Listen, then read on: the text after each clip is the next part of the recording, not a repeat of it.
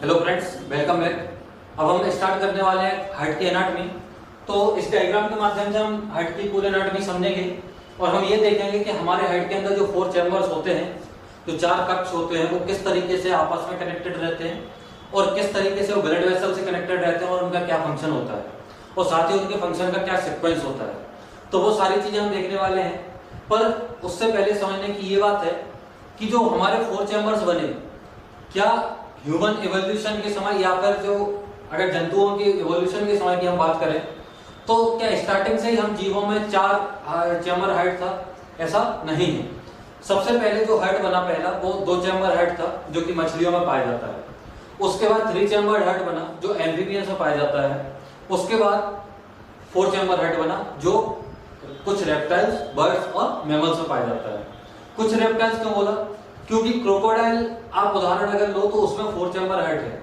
उसके अलावा जितने और रेप्टाइल्स हैं उन सभी में 3.5 चैम्बर हार्ट होता है। अब 3.5 चैम्बर कैसा होता होगा? देखो 3.5 चैम्बर इसको बोलते हैं कि ये सेप्टम बीच का बन गया तो 2 एट्रिया तो बन गए, पर वेंट्रिकल का जो सेप्टम है, इंटरवेंट्रिकुलर सेप्टम बोलते हैं इसको, ये आधा रह गया। तो इस तरीके के हम हार्ट को बोलेंगे कि इसमें 3.5 चैम्बर्स है, 3.5 चैम्बर्स है। ठीक है। हमारे अंदर फिर क्या हुआ, जो बर्ड्स और मैमल्स थे उनको एनर्जी की ज्यादा आवश्यकता थी। जब एनर्जी की ज्यादा जरूरत होगी तो ऑक्सीजन सप्लाई भी प्रॉपर होनी चाहिए। और ऑक्सीजन सप्लाई कब होगी? जब प्रॉपर ब्लड सप्लाई हो। और ब्लड सप्लाई प्रॉपर कब होगी? जब डीऑक्सीनेटेड और ऑक्सीनेटेड ब्लड के लिए चैम्बर्स हमारे हार्ट में अलग अलग हो। इसीलिए हमारे और बर्ड्स के अंदर, मतलब मैमल्स और बर्ड्स के अंदर कितने चैम्बर हार्ट बना? 4 चैम्बर। तो मछलियों में 2 चैम्बर्स, उसके बाद एम्फीबियंस आए तो एम्फीबियंस में कितने? 3 चैम्बर्स। रेप्टाइल्स में क्रोकोडाइल को छोड़ दो, उसके अलावा जितने भी हैं उन सभी में 3.5 चैम्बर, क्रोकोडाइल में 4 चैम्बर, बर्ड्स में और मैमल्स में भी 4 चैम्बर्स। तो हम देखते हैं एक से। तो जो हमारे चैम्बर्स होते हैं, सबसे पहले तो आपको उन्हीं का नाम पता होना चाहिए। तो ये जो ऊपर वाले दोनों चैम्बर, दोनों कक्ष हमारे होते हैं, इनका नाम होता है एट्रिया। क्या नाम होता है? एट्रिया। अगर हम सिंगल की बात करेंगे तो एट्रियम हो जाएगा, और ये प्लूरल है तो प्लूरल मतलब दोनों के लिए इस्तेमाल हो रहा है तो एट्रिया। और ये होता है वेंट्रिकल। एट्रिया और वेंट्रिकल, तो 2 एट्रिया 2 वेंट्रिकल। अब आपको इसकी साइड देखनी है, राइट साइड कौन सी, लेफ्ट साइड कौन सी। तो आप ऐसा मान के चलेंगे कि ये हार्ट मेरा है, तो मेरी ये वाली साइड कौन सी? लेफ्ट। ये वाली कौन सी? राइट। तो हमें साइड लिख देंगे, ये वाली साइड की राइट है और ये वाली साइड की लेफ्ट है। ठीक। अब हम इसको समझने में आसानी होगी। देखिए हम चारों चैम्बर ले लेते हैं। उसके बाद क्या होता है, नीचे से एक ब्लड वेसल आती है जिसका नाम है इंफीरियर वेना कावा, आकर के राइट एट्रिया में खुल जाती है। ऊपर से एक वेसल आती है, नाम है सुपीरियर वेना कावा, ये राइट एट्रिया में खुल जाती है। हार्ट की दीवारों से ब्लड वापस लेकर के एक वेसल आती है जो राइट एट्रिया में खुल जाती है, उसका नाम है coronary when. Coronary artery blood लेकर के जाती है और कोरोनरी वेन लेकर के आती है। तो जो राइट एट्रिया हमारा था उसमें 3 वेसल्स खुली। कौन कौन सी? Superior vena cava, inferior vena cava और कोरोनरी वेन। ये हमारे राइट एट्रियम में खुली। फंक्शन हम इनका थोड़ी देर में देखते हैं। उसके बाद क्या हुआ कि इसकी ओपनिंग बनी राइट वेंट्रिकल में, और राइट वेंट्रिकल में किसके माध्यम से खुला?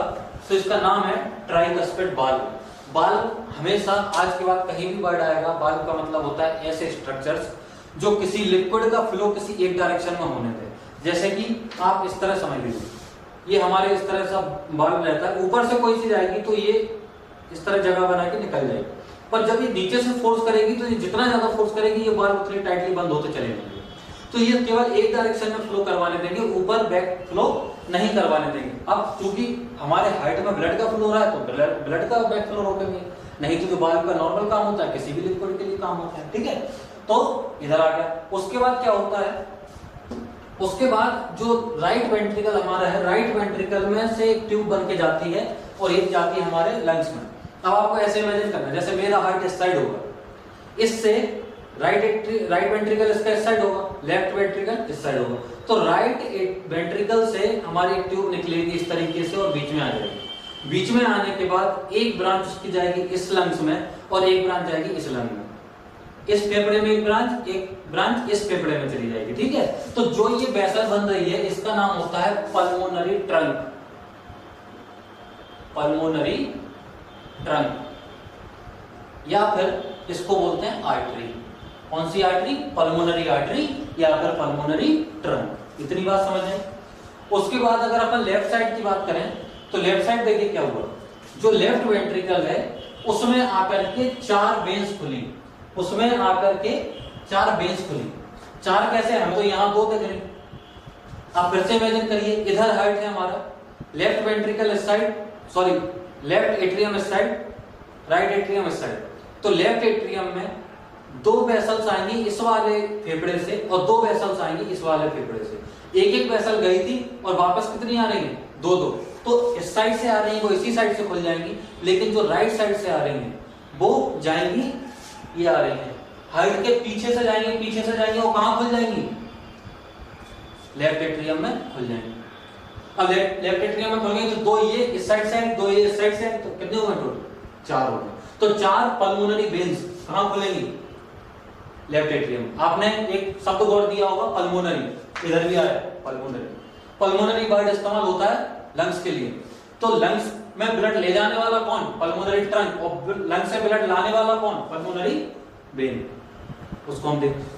उसके बाद क्या हुआ कि लेफ्ट एट्रियम हमारा आकर के खुला किसमें? लेफ्ट वेंट्रिकल में। किसके माध्यम से? कौन से बॉल है ये?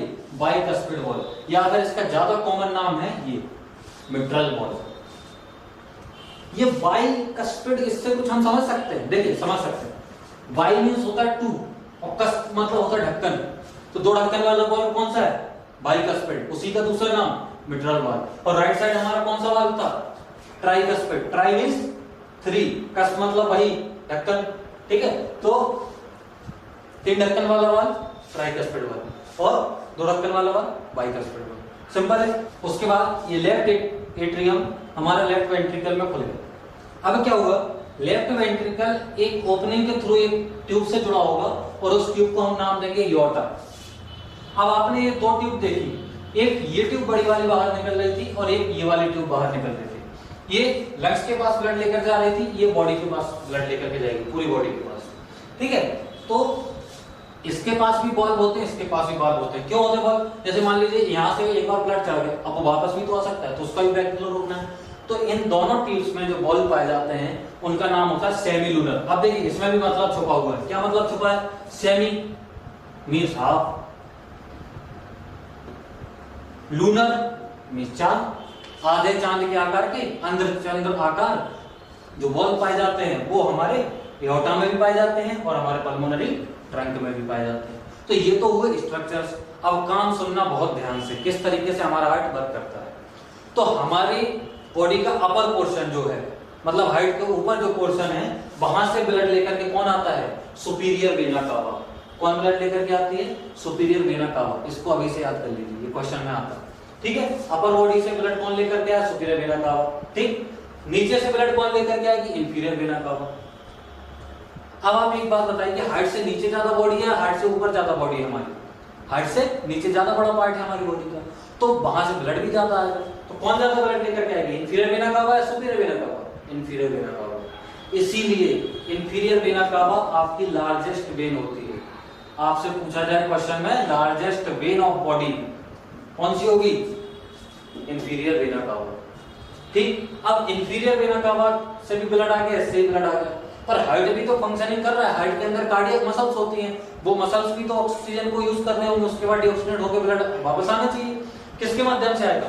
एक वेन होती है, पतली सी वेन होती है, जिसका नाम होता है कोरोनरी वेन। तो कोरोनरी वेन भी डीऑक्सीनेटेड ब्लड कहां ले? राइट एट्रियम में। तो जितना भी हमारा डीऑक्सीनेटेड ब्लड आना है हार्ट के पास, वो कहां आता है? सबसे पहले राइट एट्रियम में आ गया। किस किस के माध्यम से? Superior vena cava, inferior vena cava और कोरोनरी वेन। राइट एट्रियम में आ चुका है। अब क्या होगा? अभी थोड़ी देर के लिए इसको भूल जाइए। अब इसमें सिस्टोल होगा, कॉन्ट्रैक्शन होगा। कॉन्ट्रैक्शन को अपन बोलते हैं, इसकी सीबीएस की भाषा अपन बोलते हैं सिस्टोल। क्या बोलते हैं? सिस्टोल। सिस्टोल होगा। अब सिस्टोल होगा तो सिस्टोल होगा तो ये वाले बॉल के ऊपर प्रेशर आएगा। कौन से बॉल में? ये कहां गए? Tricuspid ball. तो ट्राइकस्पिड बॉल के ऊपर प्रेशर आया। जैसे ही प्रेशर आया तो ये बॉल नीचे की तरफ तो खुल सकते हैं, तो नीचे की तरफ ये खुल गए। कैसे खुल सकते हैं वो मैं अभी जब इसका कट सेक्शन बनाऊंगा हार्ट का तो आप समझ जाओगे। नीचे खुले, इसका ब्लड कहां आ गया? अब राइट वेंट्रिकल में ब्लड आ गया, तो जैसे राइट वेंट्रिकल में ब्लड आया, अब राइट वेंट्रिकल पूरा फिल होने के बाद अब इसमें भी कॉन्ट्रैक्शन होगा, कॉन्ट्रैक्शन को अपन क्या बोलते हैं, सिस्टोल होगा। तो सिस्टोल जब होगा तो ऊपर की तरफ प्रेशर लगाएगा ये, तो क्या बाल दोनों साइड खुल सकते हैं? नहीं। जब नीचे खुलेगा तो फिर ऊपर नहीं खुलेगा, तो ये वाला बाल बंद हो जाएगा। बंद होगा तो ब्लड के पास अब कौन सा रास्ता बचा होगा, ये वाला, और ये वाले बाल इस तरीके से यहाँ से प्रेशर आएगा, खुल जाएंगे। खुल जाएंगे तो ब्लड इसके थ्रू चढ़ के कहाँ पहुंच जाएगा, पल्मोनरी ट्रंक, और पल्मोनरी ट्रंक से कहाँ पहुंच जाएगा, दोनों लंग्स के पास। अब लंग्स के पास जब ब्लड पहुंचा तो हमने सांस ली। जब हम सांस लेते हैं तो जो हमारा ब्लड अभी लंग्स के पास आया, इसमें ऑक्सीजन नहीं है, इसमें कार्बन डाइऑक्साइड हाई है, तो हम रेस्पिरेशन में पढ़ेंगे किस तरीके से चेंज होगा। तो हमने सांस ली तो हमने ब्लड में क्या बोल दी, ऑक्सीजन। अब वापस आएगा ब्लड किसके पास, हार्ट के पास। तो वही ब्लड जो फेफड़ों में गया था अब वो वापस आ रहा हार्ट के पास, और वापस आएगा तो किन के थ्रू आएगा, राइट साइड से इन दोनों के थ्रू और लेफ्ट साइड से इन दोनों के थ्रू। इनका नाम क्या है, पल्मोनरी वेन्स। ये चारों पल्मोनरी वेन कहाँ खुल जाएंगी, लेफ्ट एट्रियम में। कहाँ खुल जाएंगी, लेफ्ट एट्रियम में। तो जो लंग्स का जो ब्लड था वो कहाँ आ चुका, लेफ्ट एट्रियम में आ चुका। अब लेफ्ट एट्रियम में क्या होगा कि इसमें कंस्ट्रक्शन होगा, सिस्टोल होगा, तो कौन से वाल्व खुलेंगे, अब नीचे की तरफ कौन से पाए जा रहे हैं, बाइकस्पिड वाल्व। ये बाइकस्पिड वाल्व जब खुलेंगे तो इसका ब्लड कहाँ आ जाएगा, वेंट्रिकल में, लेफ्ट वेंट्रिकल में। लेफ्ट वेंट्रिकल में ब्लड आया, अब लेफ्ट वेंट्रिकल में सिस्टोल होगा, सिस्टोल होगा तो क्या होगा कि ये ऊपर की तरफ फोर्स लगाएंगे तो हमारे मिट्रल वाल्व या फिर बाइकस्पिड वाल्व बंद हो जाएंगे। बंद हो जाएंगे तो रास्ता कहाँ बचा, इधर। ये तो वाल्व है सेमिलुनर वाल्व, इस तरह से यहाँ से फोर्स आएगा, खुल जाएगा। खुल जाएगा तो ब्लड कहाँ चला जाएगा, योटा में चला जाएगा। योटा से कहाँ चला गया, पूरी बॉडी में चला जाएगा। तो आया ब्लड और फिर से पूरी बॉडी में गया, बॉडी से आया बॉडी में गया। ठीक है, अब फिर से एक बार रिवाइज कर लेते हैं शॉर्ट में। कहाँ से, नीचे से आया इंफीरियर वेना कावा, ऊपर से आया सुपीरियर वेना कावा, और हार्ट की दीवारों से आया कोरोनरी वेन। ये आने के बाद कहाँ आया, राइट एट्रिया। उसके बाद इसमें जब कॉन्ट्रैक्शन हुआ, सिस्टोल हुआ, तो कहाँ पहुंच गया, राइट वेंट्रिकल में। राइट वेंट्रिकल के बाद कहाँ पहुंच गया, लंग्स के पास। लंग्स से वापस जब आया तो किसके माध्यम से वापस आया, पल्मोनरी वेन के माध्यम से। और जब किस में आ गया, लेफ्ट एट्रिया में। लेफ्ट एट्रिया में जब सिस्टोल हुआ तो कहाँ पहुंच गया, लेफ्ट वेंट्रिकल में। और जब लेफ्ट वेंट्रिकल में कॉन्ट्रैक्शन हुआ तो कहाँ पहुंच गया, पूरी बॉडी में। तो जो एक हमारा जो स्लॉट अभी ब्लड का आया था हमारे हार्ट में, तो वो कितनी बार हार्ट में आता है सर्कुलेट होने से पहले, 2 बार। पहले एक बार जब वो बॉडी से आया और दूसरी बार जब वो लंग्स से आया। इस तरीके से पूरी साइकिल हमारी चलती रहती है। और एक बार में जो ब्लड आता है वो कितना होता है, 70 ml होता है। कितना होता है, 70 ml। इसी को अपन बोलते हैं स्ट्रोक वॉल्यूम। इतना ही हार्ट एक बार में ब्लड ग्रहण करता है और इतना ही ब्लड हार्ट पंप कर देता है। इसीलिए हार्ट में ब्लड की जो मात्रा रहती है वो हमेशा बराबर रहती है। और इस तरीके के ब्लड को, इस तरीके के वॉल्यूम को हमने बोला स्ट्रोक वॉल्यूम। क्या बोला, स्ट्रोक वॉल्यूम। अब एक 70 आया, फिर वो निकल गया, फिर अगला 70, फिर अगला 70। इस तरीके से क्या होता है कि 1 मिनट में हमारा हार्ट कितनी बार बीट करता है, 72 टाइम्स। और 72 टाइम्स को इससे जब आप मल्टीप्लाई करोगे तो ये कितना आ जाएगा, लगभग 5 लीटर मान सकते हैं। 5 लीटर ब्लड हमारा 1 मिनट में हमारे हार्ट से होकर के गुजर जाता है।